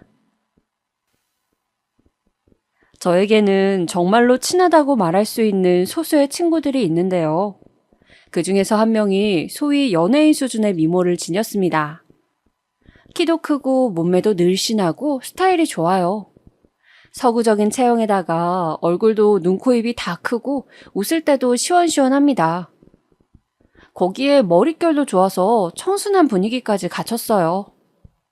저랑은 어렸을 때 한 동네 산 것을 계기로 친해졌는데 나이가 들수록 확 예뻐진 경우입니다. 본인이 뜻이 안 맞아서 그렇지 연예인 해보라고 제의는 엄청 들어왔었어요. 생긴 것만 예쁜 게 아니라 성격도 좋고 괜찮은 대학 나와서 취업도 잘했어요. 이 친구를 한마디로 표현하자면 완벽한 여자인데 바로 이 점 때문에 문제가 생길 줄은 정말 꿈에도 몰랐습니다. 저의 결혼식에 이 친구가 참석하면서부터였죠. 형수님, 저기 저쪽에 남색깔 원피스 입으신 분, 형수님 친구분 맞죠? 저분 남자친구 있으실까요? 네? 아, 제 친구 맞아요. 현재 남자친구는 없는데 그건 왜 물어보세요? 다름이 아니라 바로 제 시동생이 그 친구한테 반해버린 겁니다. 제가 결혼한 남편에게는 3살 아래의 남동생이 있었습니다. 남편하고 2년 가까이 연애를 하는 동안 시동생도 몇 번 봤었어요. 일부러 만난 것은 결혼하게 돼서 정식으로 인사를 따로 나누고 싶었던 때 그때 딱 한 번이었고 나머지는 어쩌다 보니 마주쳤던 횟수일 뿐이었습니다. 애초에 남편이 자기 남동생하고 썩 살가운 형제지간이 아니다 보니까 그렇게 됐었네요. 그러니까 저도 시동생하고는 별다른 접점이 없었고 친하지도 않았어요. 적당히 예의 잘 차리는 사이였을 뿐인데 이 시동생이 제 결혼식에서 저의 친구를 보고 눈이 돌아가 버리는 바람에 골치가 아파졌죠. 남편은 그냥저냥 수더분하게 생겼고 키가 큰 편에다가 몸의 골격이 좋은 반면에 그 형제인 시동생은 살짝 진한 인상에 키가 작은 편에다가 체형 자체가 땅딸보 느낌을 풍기는 외관을 하고 있었습니다. 하지만 제 친구는 누가 봐도 열이면 열 전부 예쁘다고 말을 할 정도로 외모가 잘났었거든요. 그러니까 제가 보통 난감해진 게 아니었죠. 그 친구라고 자기가 잘난 걸 모를 리가 있겠나요? 자기도 눈이 달려있으니까 거울만 봐도 자기가 예쁜 걸 너무 잘 알 수 있었고 주변에서 하도 외모에 대한 칭찬을 많이 들어왔던 것을요. 제 시동생을 소개해준다면 이건 그 친구에 대한 모독이었습니다. 게다가 저는 친구들에 비해서 결혼을 일찍 한 것이었거든요. 아직 20대 중반의 나이인데 하필 또 시동생이 노안이라서 소개시켜줄 엄두가 안 났습니다. 남편이랑 둘이 형제가 나란히 있으면 솔직히 시동생이 형으로 보여요. 결혼식이 끝나기 전부터 시동생의 태도가 예사롭지 않더니만 제가 신혼여행을 다녀오자마자 득달같이 연락을 해댔습니다. 제 친구를 소개시켜달라고요. 걔는 왜 내 결혼식 날에 예쁘게 하고 와서 이 난리를 만들었을까? 거적대기를 걸쳐도 예쁜데 그냥 아무렇게나 입고 오지. 그리고 왜 또 도련님은 하필 걔한테 푹 빠져선 이렇게까지 적극적으로 오냐고. 진짜 미치겠네. 무슨 일인데 아까부터 한숨을 푹푹 내쉬어? 설마 내 동생이 네 친구 소개시켜달라고 한 것 때문에 그래? 내가 그냥 무시하랬잖아. 나도 그러고 싶지. 그런데 도련님이 지금 보통 진지하게 나오는 게 아니야. 내 친구, 걔가 도련님이 꿈꿔오던 이상형이라도 되나? 별 의미를 부여하지 마. 내 동생은 말이지, 지금까지 살면서 제대로 연애해 본 적이 단 한 차례도 없는 녀석이야. 그런 놈이 이번에 직장 잘 옮겼다고 기세등등해지더니 여자 만날 용기도 생긴 거 아니겠어? 딱 그 타이밍에 네 친구를 보고 불이 붙어버린 것일 뿐 그 이상도 그 이하도 아니야. 남편은 저한테 크게 신경 쓸 필요 없다고 하였지만 그게 어떻게 마음대로 되나요? 시동생이 정말 하루도 안 빠지고 저한테 연락을 했어요. 저로선 시동생의 번호를 차단하지 않는 이상 피할 방법이 없었습니다. 결국 저는 고민 끝에 저의 친구에게 연락을 취했죠. 상황이 그렇게 돼서 아무튼 내 도련님이 너를 꼭 한번 만나보고 싶다면서 난리거든. 너 지금 만나는 사람도 따로 없으니까 혹시 우리 도련님하고 소개팅 안 해볼래? 두 눈 꼭 감고 친구에게 조심스러운 말을 건넸지만 돌아온 반응은 역시나였습니다. 결혼식장에서 자기를 끈질기게 쳐다보는 시선 때문에 시동생을 얼핏 기억하고 있었던 제 친구는 단칼에 거절하였어요. 제가 시동생에게서 받은 잘 나온 사진을 몇 장 전송하여 주기까지 했지만 더욱 치를 떨더군요. 네가 오죽하면 나한테 말을 꺼내봤는지 알겠어. 네 입장 생각해서 화는 내지 않을게. 그런데 만나보는 건 힘들 것 같아. 그 어떤 여지도 남기고 싶지 않으니까 네가 깔끔하게 선을 그어줘. 나는 그분을 만나볼 생각이 절대 없거든. 냉랭한 친구의 어조를 그대로 전달할 수 없었던 저는 최대한 돌려서 시동생에게 전달을 하였습니다. 그랬더니 그때부터 시동생이 저한테 화가 난 거예요. 제가 후달리는 게 뭐가 있다고 거절을 당해야 해요? 혹시 형수님이 일부러 거짓말 하시는 거 아니에요? 그쪽에다가 제 얘기를 해본 게 맞긴 해요. 진짜 제가 장담하는데 분명히 직접 만나보면 그쪽에서 저를 좋아할 거라니까요. 형수님은 그냥 중간에서 다리만 놔주시면 되는 건데 그것 하나 지금 저한테 못해줘서 이러는 거예요? 일단 저랑 연결만 해주시면 그 후는 제가 알아서 한다고요. 참 사람 답답하게 구시네. 자기 잘 나온 사진을 새로 찍었다면서 꼭 좀 저의 친구한테 다시 전달해달라는 겁니다. 저한테 인상까지 써가면서 시동생이 윽박을 지르니까 저도 순간적으로 욱했나 봐요. 도련님. 제 친구는 외모가 솔직히 연예인해도 될 만큼 예쁜데 도련님은 아니시잖아요. 그 사실을 정말 모르셔서 저한테 이러는 거예요? 좋게 말씀 좀 드리면 알아들으시지. 암만 거절의 의사를 밝혀도 자꾸 도련님이 포기를 못하시고 3달 넘게 이러시니까 저도 미치겠어요. 제 친구는 차라리 아무도 안 만나면 안 만났지 도련님 수준의 남자를 만날 애가 아니에요. 저도 모르게 눈을 부라리면서 그렇게 말을 해버렸는데 시동생의 표정이 싹 굳더군요. 그 후로는 다시는 저의 그 예쁜 친구를 소개시켜달라고 하지 않았습니다. 동시에 저와의 사이가 완전히 틀어졌죠. 남편이 저의 편을 드는 바람에 형제 사이도 차가워지고 말았습니다. 저는 그래서 시댁 모임이 있다든지 시부모님의 입을 통해 시동생의 얘기를 듣는 순간이 되면 가시방석이 따로 없었습니다.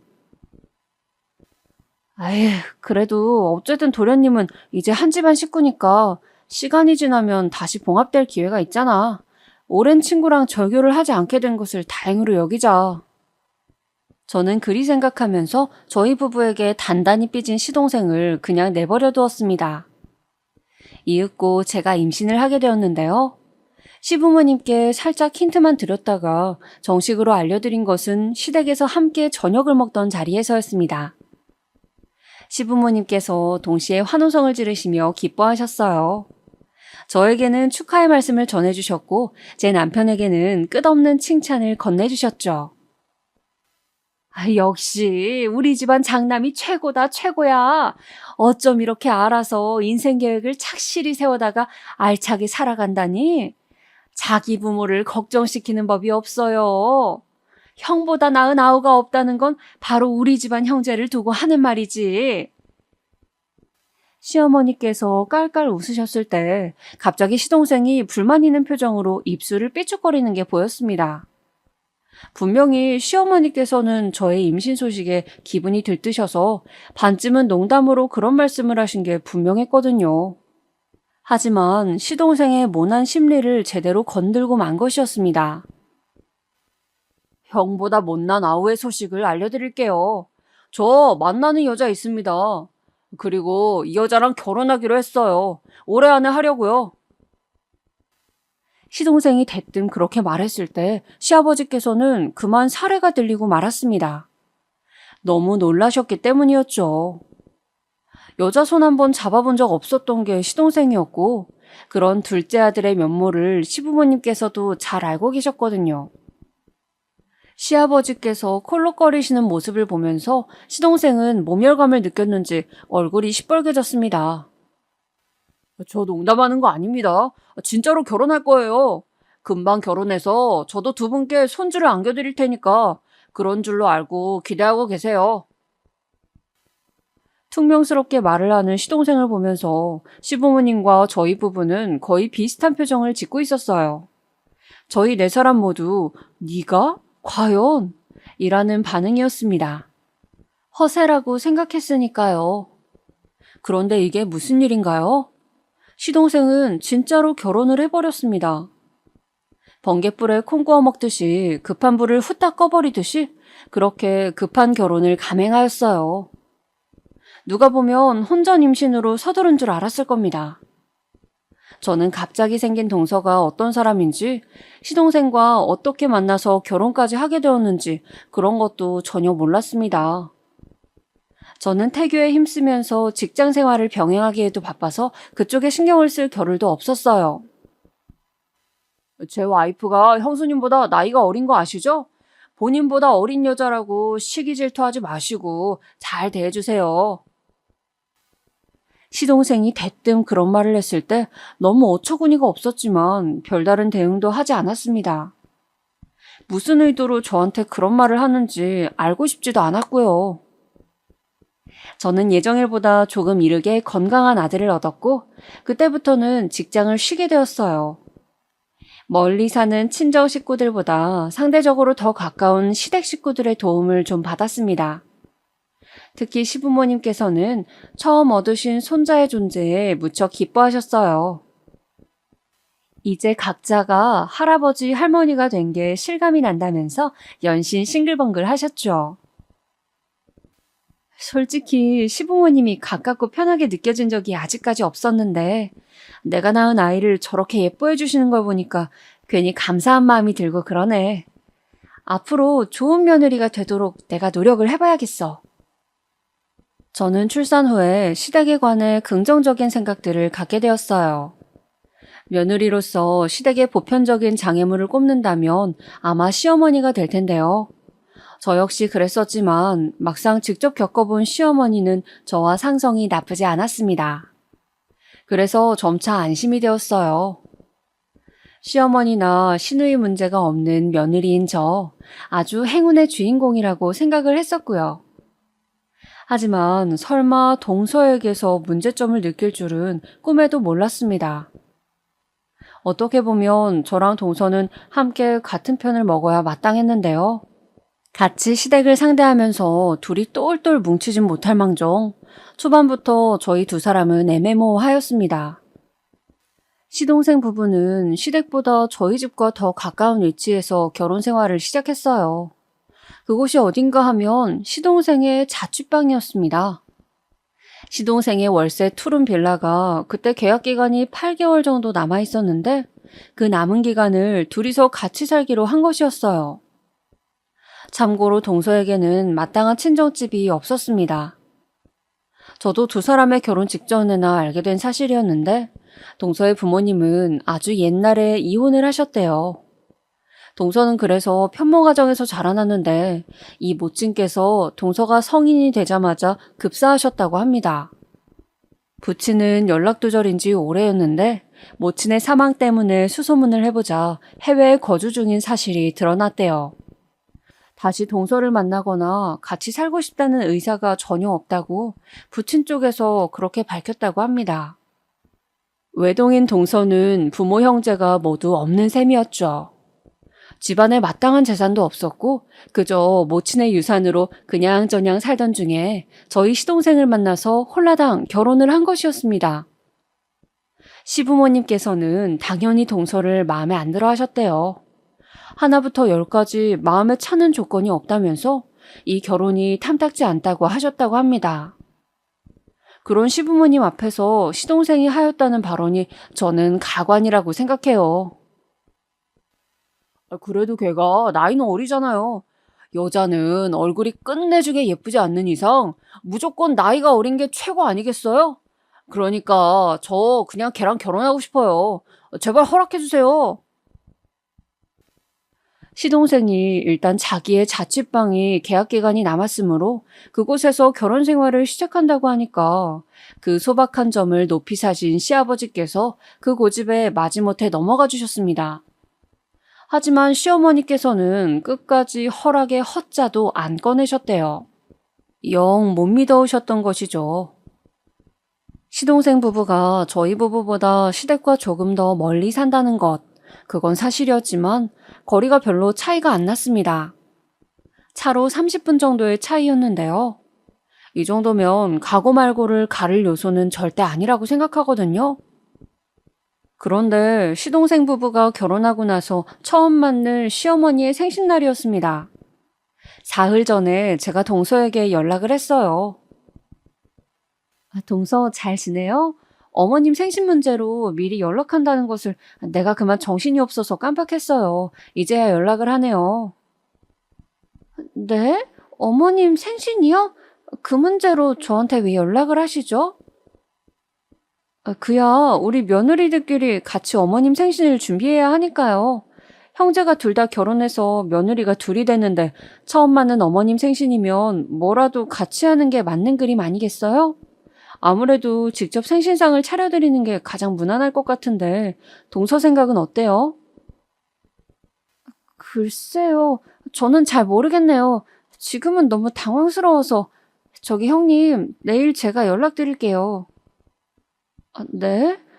그래요? 알았어요. 그럼 내일 연락 줘요. 기다릴게요. 미적지근한 동서의 반응은 예상도 못했던 것이라서 괜히 서운하더라고요.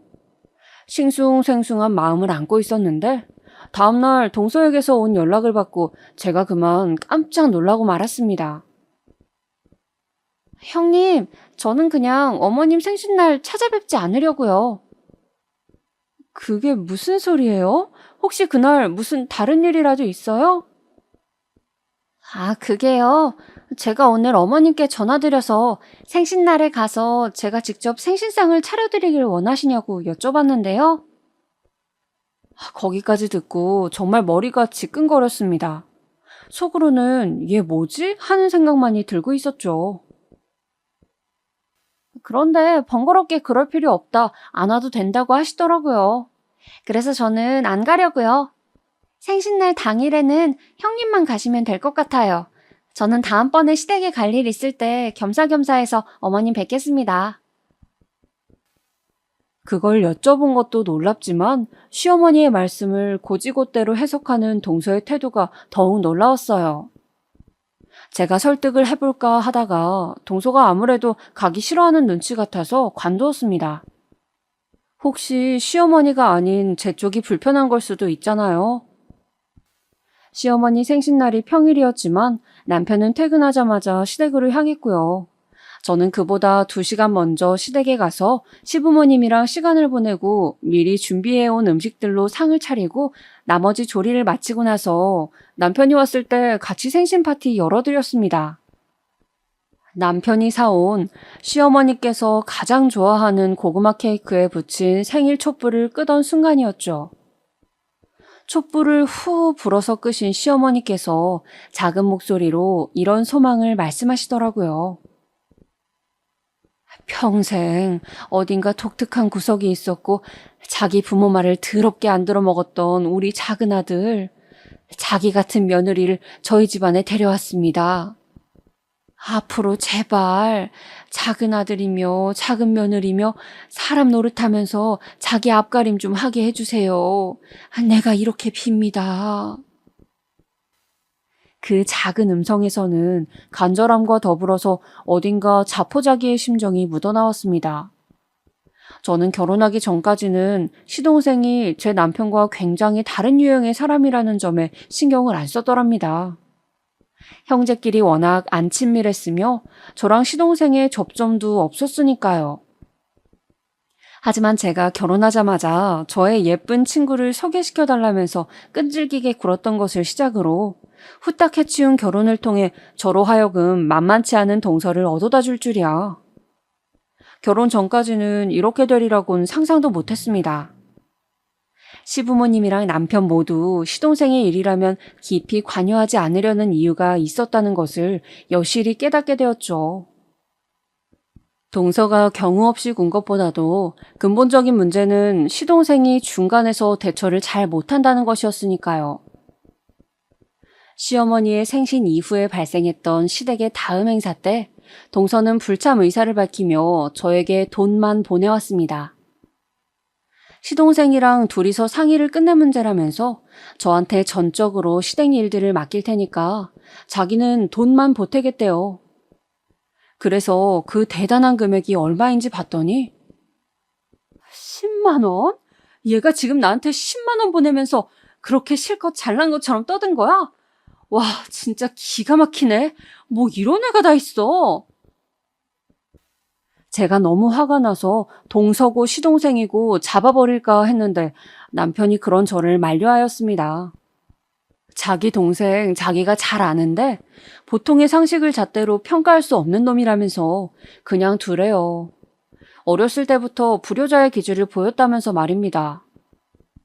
부창부수라고 동서도 아마 똑같은 인간일 테니 아예 상대를 하지 않는 게 정신건강에 이롭다면서 남편이 저를 설득하였어요.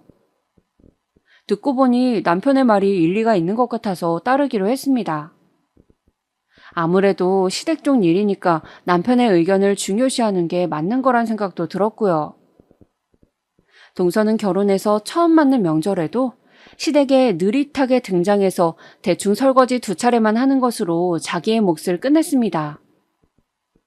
저는 친정에 일찌감치 들렸다가 시댁에 와서 열심히 일을 했거든요.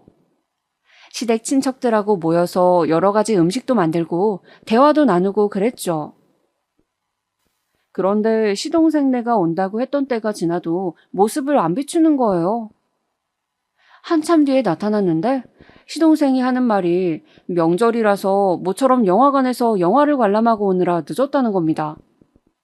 그렇다면 진작 말이라도 할 것이지 그런 줄도 모르고 식구들은 다들 기다리고 있었고 연락도 안 돼서 내심 걱정했거든요. 그런데 영화 보느라고 휴대폰들을 무음으로 해두었대요. 제가 기다렸던 영화가 마침 이번에 개봉을 해서요. 그래서 제가 오늘 꼭 보고 싶다고 했어요. 잔소리 따위는 조금도 듣기 싫다는 표정으로 동서가 퉁명스럽게 말을 했습니다. 시댁 식구들 일동은 얼이 빠져버렸죠. 잠시 후에 둘만 있을 때 제가 동서한테 한마디 했어요. 동서, 영화는 어제도 볼 수 있었던 거 아니에요? 왜 명절 당일날 이러는 거예요? 그리고 어제도 얼굴 안 비쳤다면서요. 기본 예의를 이렇게 밥 말아먹는 경우가 어디 있냐고요. 제가 영화를 명절 당일에 보든 말든 형님이 무슨 상관이세요? 그리고 명절에 이틀이고 3일이고 제가 다 시댁에 와야 하나요? 오늘만 왔으면 됐죠. 아니, 제 말은 어차피 동서는 친정도 없어서 따로 갈 데도 없는데 일정을 꼭 이렇게 했어야 했냐는 말이에요. 제 말이 끝나기가 무섭게 동서가 몸을 휙 돌리더니 휴대폰이랑 겉옷을 챙기더라고요.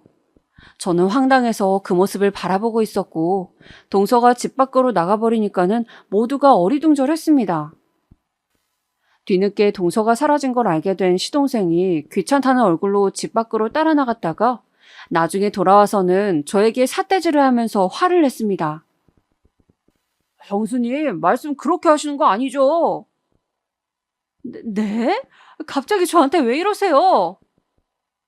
시침이 떼지 마세요. 제 와이프한테 형수님이 뭐라고 그러셨어요? 명절에 갈 친정집도 없는 주제에 까불지 말라고 하셨다면서요. 저는 그런 식으로 말을 한 적이 없건만 동서가 이상하게 와전을 시켜놨더라고요. 삽시간에 시동생은 목에 핏대를 세워가며 저한테 소리를 질렀고 모두가 깜짝 놀라서 일단 시동생을 말려댔습니다.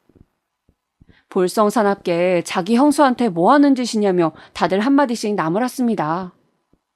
그랬더니 시동생이 저를 비웃는 얼굴로 이렇게 말을 하는 것이 아니겠어요?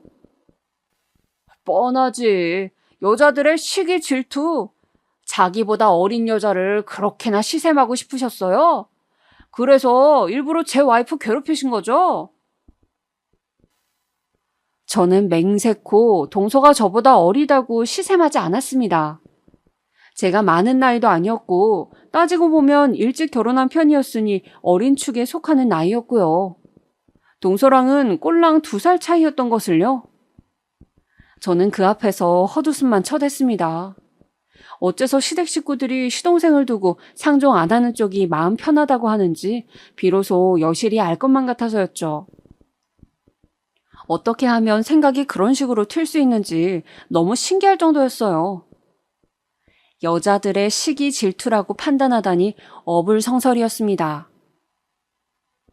아무튼 그 별것 아닌 소란으로 명절 당일날의 풍경은 망쳐졌고 분위기는 엉망이 되었습니다. 그리고 남편이 화가 머리 끝까지 나버렸습니다. 시동생한테 제대로 으름장을 놓더라고요. 네가 감히 내 와이프한테 그딴 식으로 굴어? 야, 너 진짜 한 번만 더 네 형수한테 함부로 행동하면 가만 안 둔다. 내가 너 진짜 죽사발 내버릴 거니까 그런 줄 알라고. 너 내가 분명히 경고했어. 남편이 웬일로 눈이 막 돌아가서 뭐라고 하니까 그 앞에서 시동생이 심각한 상황이라는 걸 알았는지 조용해졌습니다. 이 싸가지 없고 경우도 없는 부부가 앞으로 어떻게 살든 말든 저는 되도록이면 관여를 안 하겠다는 작정이었어요. 그런데 사람 일이 마음먹은 대로 흘러가던가요? 절대 아니더군요. 명절 당일날 분위기를 망치고 떠났던 그 2사람. 그로부터 바로 얼마 지나지 않았을 때 시댁으로 들어가서 살게 되었습니다. 이게 어찌된 황당한 영문인고 하니 원래는 그 2사람이 시동생의 자취방에서 더 살 생각이었대요. 계약 연장을 한 다음에 일단 더 살다가 마땅한 신혼집을 구해서 그곳으로 떠날 계획이었다는 겁니다. 그런데 그 집주인이 다른 세입자를 받고 싶다면서 계약 만료가 되면 나가라고 통보를 해왔다네요. 아니 그런데 다른 집을 새로 구하는 게 아니라 왜 아버님 어머님 댁으로 들어가서 산다는 거야? 또 무슨 사정이라도 얽힌 거야? 아니면 혹시 2분께서 댁으로 들어와 살라고 그렇게 말씀을 하신 건가? 제가 영문을 몰라서 남편에게 묻자 남편은 깊은 한숨을 내쉬었습니다. 그 반응에서 벌써 심상치 않은 내막이 깃들어 있음을 직감할 수 있었죠. 새로 집을 구하기에는 돈이 없대. 뭐? 사지 멀쩡한 젊은 사람 둘이 살면서 어떻게 돈이 그 정도까지 없을 수가 있어? 재수 씨의 카드 빚을 갚느라고 돈이 좀 나갔다나 봐. 동서한테 카드 빚이 있었다고? 그런데 동서가 딱 봐도 돈 나갈 구석이 없어 보이는데 웬 카드 빚이 그렇게 있었을까? 자세한 건 말을 안 해주던데 내가 눈치로 때려 맞히기로는 재수 씨가 괜히 좀 사치를 부렸나 봐. 결혼하고 나서 이것저것 사들인 모양이야. 그래? 우리도 그 집에 가봐서 알잖아.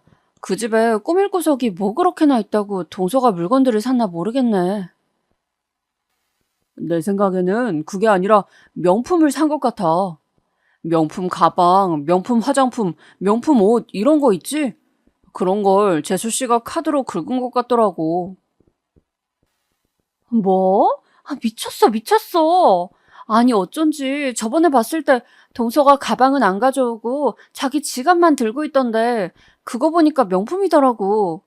지갑은 명품이라도 크게 안 비싸니까 그러려니 했는데 다른 것들도 같이 샀다면 그건 문제지. 지갑 브랜드를 보니까 대략 80만 원은 줬겠구만. 그런 브랜드로 가방을 사자면 하나에 500만 원은 우습게 넘기는 금액인데 몇 개만 질러도 수천만 원 단위야. 어휴, 그러니까 큰일이 난 거지. 구매 가격은 비싼데 중고로 되팔려니까 말도 안 되는 적은 금액이 나온다는 등 그런 얘기가 들려온 걸로 봐서는 재수 씨가 명품을 여러 개 사들였다가 사달이 난 건 아무래도 맞아. 그래서 지금 돈이 수중에 하나도 없고 당장 그 집에서는 나와야 되는 상황이니까 아버지랑 어머니가 그냥 들어오라고 하셨나 봐. 전말을 듣는 것만으로도 머리가 다 지끈거리더군요. 그냥 싸가지가 없고 경우가 없는 게 아니라 세상 물정에 대한 감각까지 없었나 보더라고요. 그런 동서도 대단했고 뒤늦게 카드값이 청구되는 걸 보고 거품 물었다는 시동생 쪽도 대단했습니다. 어쩜 이런 부부가 탄생하였는지요. 그 후로 시동생과 동서는 시댁에 들어가 살게 되었습니다. 동서는 케이블 방송의 하청 사무실에서 광고섭의 일을 했어요. 동서가 받았던 급여의 정확한 금액은 제가 몰랐지만 대략적으로 기본급이 100만 원 수준이었고 섭외를 따내면 건수마다 추가로 돈이 붙는 거라고 들었습니다. 그러니까 다달이 100만 원을 벌 때도 있고 200만 원을 벌 때도 있고 편차가 심했다는 것이죠. 가장 중요한 대목은 그 직장이 정규직이 아니었다는 것 같네요. 그렇다고 계약직도 아니었어요. 왜냐하면 프리랜서 고용 형태라서 언제든지 자기가 하루아침에 그만둘 수 있다는 장점과 언제든지 하루아침에 바로 잘릴 수 있다는 단점을 모두 안고 있었습니다. 동서는 오전 10시부터 4시까지 6시간씩 일한다고 하였어요. 이런 것들도 전부 동서가 시댁에 들어가고 나서부터 알게 되었습니다. 그전에는 동서가 정확히 무슨 일을 하는지도 몰랐으니까요. 참고로 시동생은 원래 월급 230만 원 정도를 받다가 결혼 직전에 이직에 성공해서 월급이 280만 원 수준이었습니다. 추가로 수당이 붙으면 300만 원 정도 들어온다고 하더라고요. 그렇다면 두 사람이 합쳐서 최소로 잡아도 얼추 매달 400은 벌리는 셈이었는데 말이죠. 문제는 동서가 결혼 전까지 모아둔 돈이 한 푼도 없었다는 사실이에요. 또한 시동생은 결혼하면서 침대를 새로 사고 장롱도 새로 사고 동서 쓰라고 화장대도 들여놔주고 소파까지 큰 걸로 바꾸고 이런 것들을 하면서 돈을 꽤 지출했습니다. 어차피 월세집에서 짧게 살 거면 그런 것들은 지금 바꾸지 말고 나중에 정식 신혼집으로 들어갈 때 구매하라고 다들 충고했었지만 시동생은 안 들어먹었어요. 본인만 손해였죠. 시댁에 들어가면서 소파 같은 거 뇌물단지가 되어서 중고로 팔아버렸거든요. 싼 값에 후려쳐서 말입니다. 이런 상황 속에서 동서가 결혼한 뒤로 지출한 금액이 반년 사이에만 3천만 원을 넘겼대요. 제가 그 숫자를 듣고 너무나도 어이가 없어서 두 사람이 시댁으로 합가한 뒤 처음 방문했을 때 동서한테 넌지시 물어봤습니다. 도대체 왜 무슨 이유로 갑자기 명품을 산 거냐고요. 그랬더니 뾰로통한 표정으로 이렇게 대답하더군요. 결혼하면 다들 이 정도는 하고 사는 줄 알았죠. 저도 샤넬백 하나 가져보고 싶었어요. 다들 하나씩 있는데 저만 왜 못 가져요? 그건 불공평하잖아요. 동서 나이에 샤넬백 있는 사람 내가 생각하기로는 몇 안 될 건데요? 나는 동서를 생각하고 존중해서 말을 안 놓는 것뿐이지 동서는 나의 손 아랫사람일 뿐더러 나이가 상당히 어린 편이에요. 그 나이에 뭘 그렇게 사치를 하고 싶어 한 거예요? 결혼하기 전에는 어차피 명품이 없었잖아요. 그러니까 결혼하고 나서는 갖고 싶었던 거죠. 형님은 명품 가방 있으시잖아요. 그건 내가 산 게 아니라 결혼 선물로 받은 거예요. 저는 아무도 명품 가방을 저한테 선물로 안 주던데요. 그래서 결혼한 기념으로 제가 저한테 선물해 준 거예요. 아주 또박또박 말을 해대는데 도저히 길게 상대하고 싶지가 않더라고요. 시댁에 딱 오자마자 어딘가 어두워 보이는 시부모님의 표정을 보고 나서 제가 동서한테 한마디 잔소리는 해놔야겠다 싶어서 대화를 청한 것이었는데 동서는 나를 세운 채 저에게 묘한 벽을 쳐댔습니다.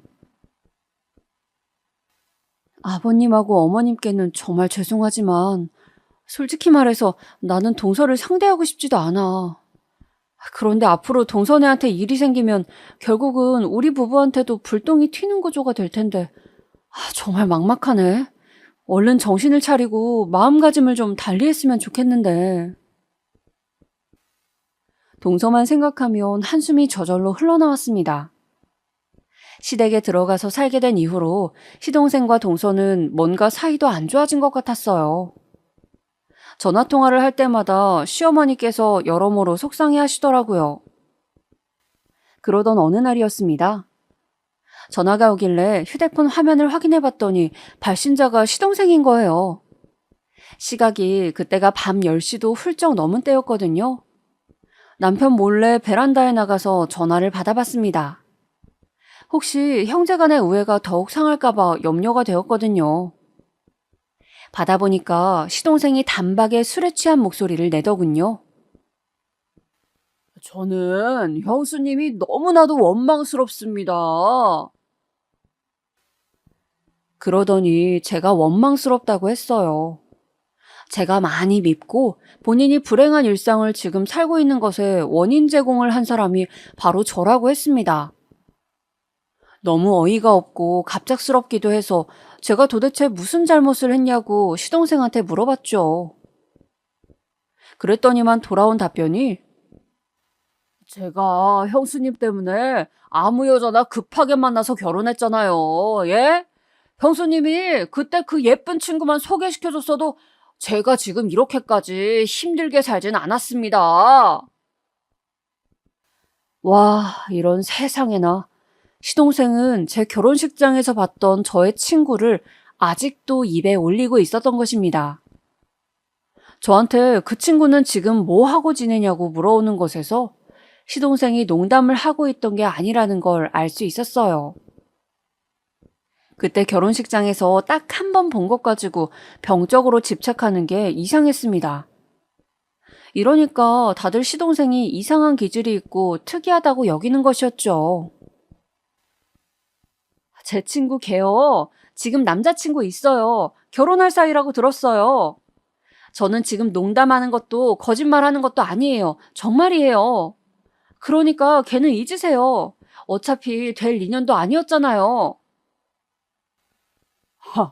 형수님, 그렇게 쉽게 말씀하시는 거 아닙니다.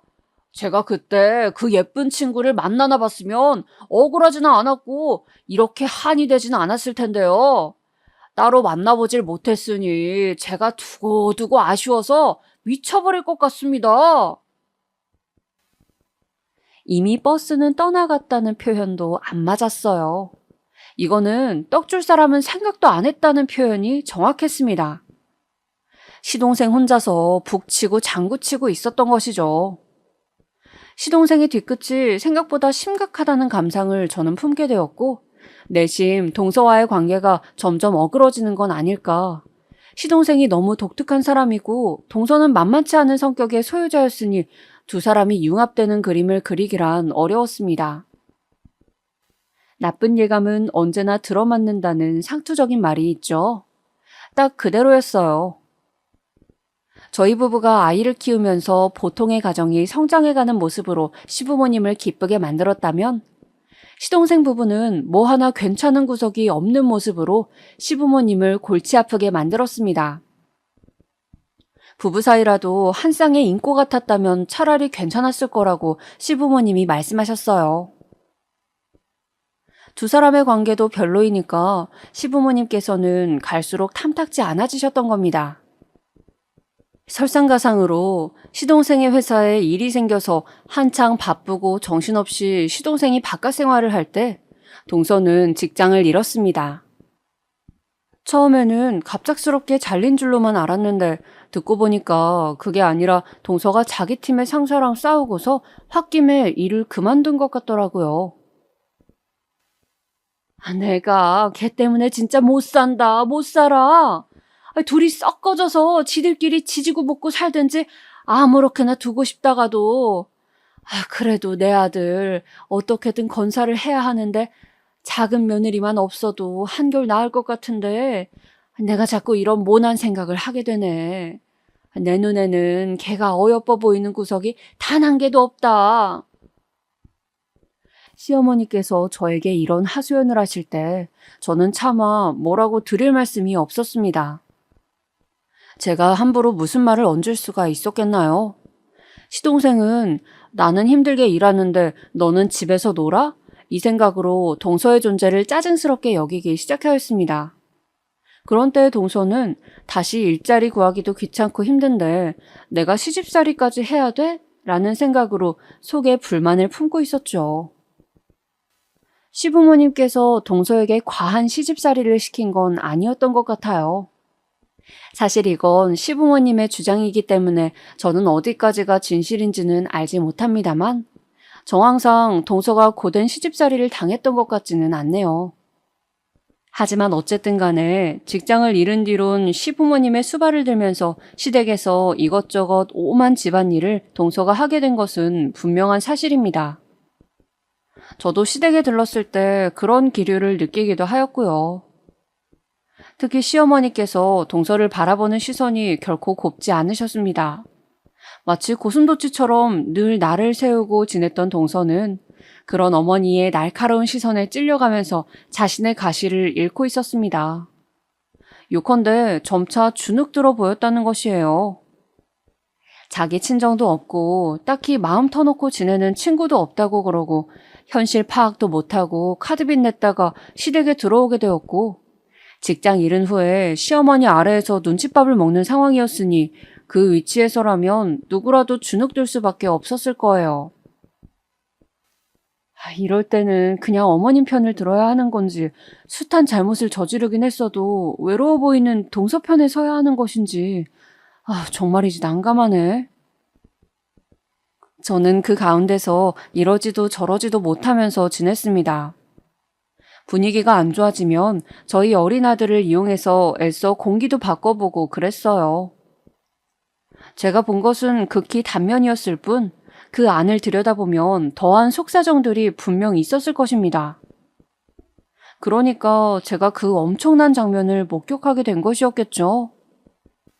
이 장면을 제가 목격하지 않았다면 그리고 만약에 모른 척을 하였다면 상황이 끝내 달라졌을지 어땠을지 저는 이런 고민 속에서 괴로움을 앓고 있네요.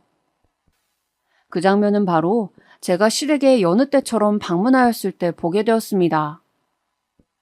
거실에서 넓게 상을 펴놓고 TV를 보면서 다들 백숙을 뜯어먹는 자리였죠. 그런데 시어머니께서 자꾸 동서한테 심부름을 시키시더라고요. 가서 물 한 컵 찬 걸로다가 새로 떠와. 냉장고에서 오이지통 꺼내와라. 후식으로 저번에 먹고 남은 포도를 먹을까 하는데 그거 얼마나 남아있나? 네가 지금 가서 보고 와라. 시어머니께서 동서한테 자꾸 이것저것 주문을 하셔서 식사를 하다가 한번 자리를 일어날까 말까 하는 게 정상이거늘 동서는 제가 횟수를 센 것만 해도 5번을 일어나서 부엌에 들락날락 하였습니다. 그런데 시아버지와 시동생은 이것을 아무렇지 않게 여기면서 너무나도 자연스럽게 그냥 있는 거예요. 남편은 저희 아들 밥을 먹이고 챙기느라 정신이 없었고요. 저만 그 모습을 심각하게 받아들였습니다. 무엇보다 시어머니께서 자꾸 퉁명스레 명령조로 말씀을 하셨고 그걸 따르는 동서의 표정은 그늘져 보였거든요. 식사가 거의 끝나갈 무렵에도 시어머니께서는 당신의 밥 공기를 동서에게 내미시면서 또 주문을 하셨습니다. 여기다가 누룽지 한 국자 더 퍼와라. 그러자 동서가 대답 한마디 없이 입을 꾹 담은 모양새로 그 밥 공기를 들고 자리에서 일어났습니다. 부엌으로 향하는 그 뒷모습이 왠지 측은해 보여서 저는 자리에서 일어나 그 뒤를 조용히 따라갔어요. 뒷정리 다 마치고 근처에 카페나 같이 가자고 그래 볼까? 이런 생각이나 하면서 동서를 따라갔는데 바로 그 순간에 봐선 안 될 장면을 목격하고 만 것입니다. 냄비에서 누룽지를 한 국자 퍼낸 동서가 갑자기 가래침을 그 안에다가 뱉더니 수저로 비벼서 안으로다가 가래침을 감추더라고요. 제가 깜짝 놀라서 손으로 입을 틀어막고 있는데 만행을 저지른 동서가 등을 돌리다가 저를 보고는 그대로 얼어붙었습니다. 형님, 언제부터 거기에 계셨어요? 동서 지금 미쳤어? 무슨 짓을 저지른 줄 알아? 확 반말이 튀어나갔어요. 그리고 동서는 제가 다 봤다는 걸 알자마자 안색이 창백해지더니 바로 싱크대에 그 누룽지를 획 쏟아버렸습니다. 그리고는 얼른 새 밥 공기를 꺼내서 거기에다가 누룽지를 새로 푸더라고요. 국자를 쥔 손이 덜덜 떨리는 것을 보곤 동서가 많이 동요하고 있음을 알았습니다. 형님, 이따가 얘기해요. 제발 지금은 입을 다물어주세요. 제가 부탁드릴게요. 저를 지나치면서 동서가 빠르게 중얼거렸습니다.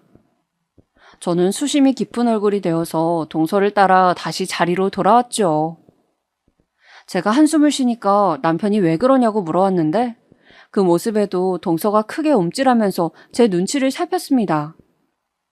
그 눈빛이 정말 간절하더라고요. 아무 일도 아니라고 하고선 우선 식사를 마쳤어요. 뒷정리를 하는 동안 저랑 동서는 서로 눈도 안 마주쳤습니다. 그리고 다들 거실에서 TV를 보면서 과일을 먹을 때 저랑 동서랑 부엌 다용도실로 가서 조용히 대화를 나눴습니다. 동서, 솔직히 말해봐. 이번에 처음 그런 거 아니지? 내 생각에는 이번이 절대 처음일 리가 없거든. 아무리 어머님이 얄궂게 구신다고 하여도 어떻게 사람 먹는 음식에다가 그런 장난을 칠 수가 있지? 내 상식으로는 도저히 이해가 안 돼. 왜 그런 거야? 대체 무슨 이유로? 죄송해요. 오늘 아침에 어머님으로부터 잔소리를 들었더니 그게 계속 화가 남아있었어요. 다시는 안 그럴게요, 형님. 저 한 번만 봐주세요. 그냥 모른 척 해주세요. 동서가 전에 본 적 없는 애처로운 얼굴로 저에게 싹싹 빌었습니다. 그런데 저는 가래침을 뱉어서 싹싹 비벼 숨기던 그 장면이 너무 충격적으로 남아있었어요. 그래서 동서에게 아무런 확답도 주지 않고 그냥 먼저 자리를 피해버렸습니다. 동서는 저희 식구가 시댁을 나설 때까지 초조한 표정을 감추지 못했고 저는 집으로 돌아가는 길 내내 표정 관리를 하지 못했어요. 남편이 몇 번이고 무슨 일 있냐고 물어왔을 정도였죠. 너무 심란해서 그날 뒤척이다가 간신히 잠에 들었는데 다음 날에도 제가 얼굴에 수심이 깊어 보였는지 남편이 무슨 고민거리라도 있냐면서 물어왔습니다. 동서가 반성하는 기색이었으니 그냥 묻어도 되는 것이긴 한데 어머님을 생각하면 또 마음이 불편하고 남편한테까지 숨기자니 답답하기도 하고 양심에 찔리네. 고민하던 저는 남편에게 제가 본 것을 털어놓았어요. 남편이 깜짝 놀라더니 자기 생각에는 절대 이번이 처음 그런 짓을 한 게 아닐 거라고 했습니다. 제가 내심했던 생각하고 일치하였죠. 시부모님께는 함구하였으면 좋겠다는 저의 말에 남편은 짜증 섞인 한숨만 내쉬었습니다. 저는 이것으로 일단락이 된 줄 알았건만 그 뒤로 며칠이 지났을 때였어요. 어떤 일이 있어서 남편이 시동생하고 통화를 하다가 홧김에 그 일을 꺼내버린 겁니다. 나한테 대도 않는 소리 하지 말고 재수 씨나 허튼 짓 못하게 네가 잘해. 남편이 그렇게 말하니까 시동생은 무슨 허튼 짓이냐면서 물어온 것이죠. 그렇게 시동생이 그 사건을 알게 되었는데 문제가 아주 크게 번졌습니다. 저는 시댁에서 사는 시부모님과 시동생 부부의 모든 면을 다 아는 게 아니라 간접적으로 접해왔던 것이잖아요. 그런데 안에서 많이 골마 있었나 봐요. 시동생은 당장 이혼을 하겠다며 선언하였고 그 결정에 시부모님이 쌍수를 들며 반기셨다는 겁니다. 저는 설마 시아버지께서도 동서를 내치겠다고 하실 줄은 몰랐는데 동서는 이혼당할 수 없다면서 절대 안 나가겠다고 하였는데 시동생이랑 크게 싸운 후에 마음의 상처를 입고서는 그냥 이혼하는 쪽으로 마음을 돌렸더라고요. 내가 원래 예쁘고 잘난 여자랑 결혼할 운명이었어.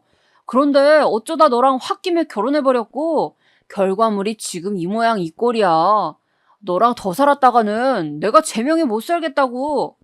내가 대체 왜 너 같은 별 볼 일 없는 여자랑 계속 살아야 돼? 네가 나이가 어려서 그동안은 봐줬지만 생각해보니까 몇 년만 지나도 너 역시 늙어버릴 거잖아. 그럼 별로 쓸모도 없지. 시동생의 이런 발언을 듣고 동서가 순순히 이혼을 한 뒤 시댁에서 나가버린 겁니다. 그 과정을 듣고 저랑 남편도 크게 충격을 받았습니다. 두 사람이 갑작스럽게 결혼을 했던 때처럼 너무나 빨리 이혼을 해버렸으니까요. 동서가 오갈 때는 있을지, 그 돈으로 혼자 어떻게 살아갈지, 저는 그것부터 당장 걱정이 되었습니다. 시동생의 작태에 질린 시부모님은 결국 작은 아들마저 쫓아내셨습니다. 그리고 1년 뒤 심장이 철렁 내려앉는 비보가 들려왔어요. 동서가 홀로 세상을 떠났다는 소식이었습니다. 작은 원룸에서 혼자 살던 도중에 그런 선택을 내렸고 월세가 밀려서 집을 찾아와 본 집주인이 발견하였대요.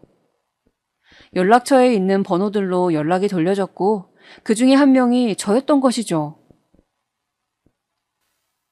외롭고 힘들게 살아온 사람을 아무도 가르쳐주지 않았기에 그저 서툴고 세상 물정을 몰랐을 뿐인 사람을 내가 모질게 내쳐버린 게 아닐까? 어쨌든 내가 그 장면을 비밀로 하지 않은 바람에 이혼의 빌미가 되어서 동서가 세상 밖으로 다시 내쳐졌던 거잖아. 그리고 저는 말로 설명하기 어려운 죄책감에 휩싸이게 되었습니다. 애써 동서는 젊으니까 알아서 새로이 인생을 시작하겠지 하면서 생각하려 했던 것들이 모두 저 스스로 편하자고 그래왔던 것만 같아서 마음이 너무 복잡해요. 계속 이 죄책감 때문에 미치겠는데 어쩌면 좋을까요?